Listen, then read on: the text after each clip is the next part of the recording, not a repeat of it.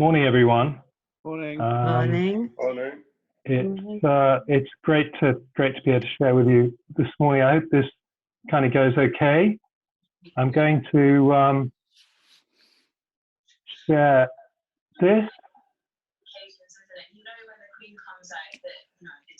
and what we're going to think about this morning is Jesus on this Easter week Monday as the righteous Son of God. And we're going to be having a look at Mark chapter 11, verses 15 to 18.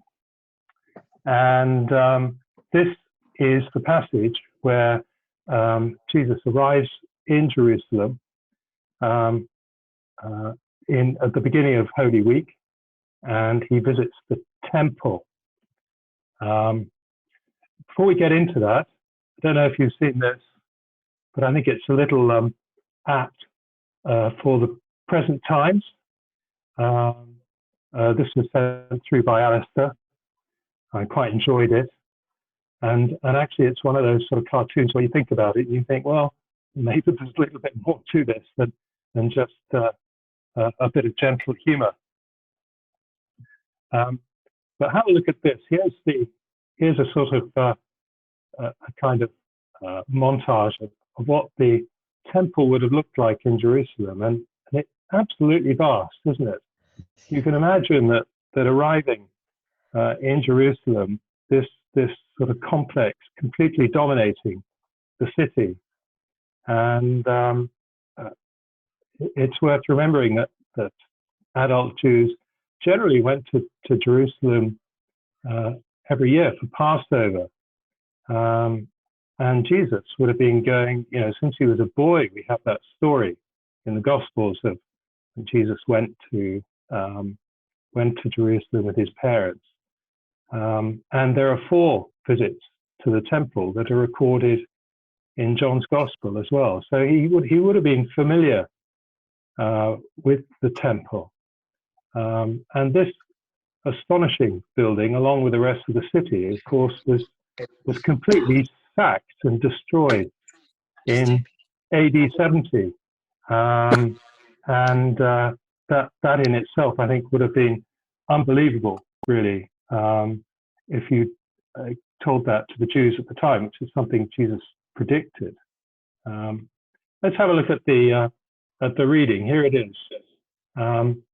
On reaching Jerusalem, Jesus entered the temple courts and began driving out those who were buying and selling there.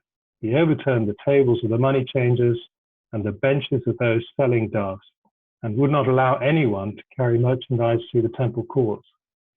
And as he taught them, he said, "Is it not written, 'My house will be called a house of prayer for all nations'? But you have made it a den of robbers." The chief priests and the teachers of the law heard this and began looking for a way to kill him, for they feared him, because the whole crowd was amazed at his teaching. So we have this kind of picture of Jesus arriving in the temple courts. And I'll show you a picture in a moment of the temple courts. Here we go. That's another view of the temple. There's the court of the Gentiles. And back in Isaiah, we actually find that the temple was not only meant to be the way in which Jews could meet God personally through the priests, but also a place where Gentiles could meet with God. That was part of the plan.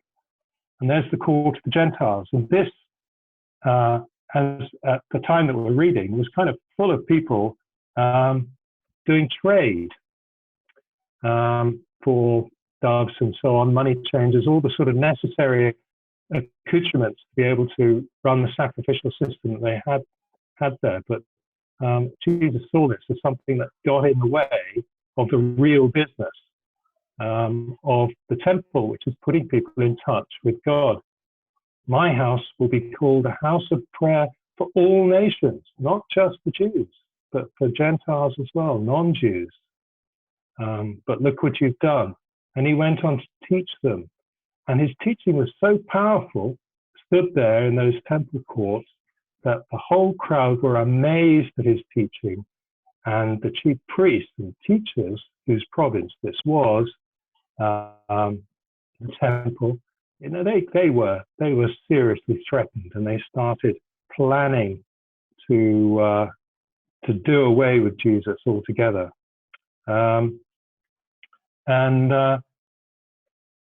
Actually, as of AD 70, the temple ceased to exist. But we read in Ephesians, here it is in chapter 2, that no longer do you have to go to a building to meet God. The new temple is in fact the church. The church isn't a building. The church is us. And there's a thought. Jesus Christ himself is the chief cornerstone of this new temple. And the purpose of the new temple is the same as the purpose of the old temple. It's so that people can meet God personally. And that's not just the Jews, it's the Gentiles as well. And so we've been joined together to become a holy temple in the Lord. What did Jesus do in our reading? Well, the first thing he did was he cleared the courts. He got rid of the distractions within the temple. And then what did he do? He taught the people. And as I say, in the badly spelt Isaiah 56:7, that even non-Jews will meet God at the temple. And what did it result in? Well, people were amazed. So what should we be up to during lockdown? This, of course, is a very significant period of disruption as well. People say the churches are shut. Actually, the church isn't shut. Someone said the other day, the church is not shut, the church is being deployed. We're being scattered and spread into our communities. So let's be salt and light in our communities, because here is the chance when people are really listening to make an impact in the same way that Jesus did at that particular time. So at the beginning of Holy Week, as we look at this passage, here it is, we can see again that Jesus entered the temple courts, a place familiar to him. He cleared away the distractions and he taught the people. My house will be a house of prayer. People were amazed at his teaching. And that, I think, is a good thought for us at this time of disruption. There you go. Have a great day.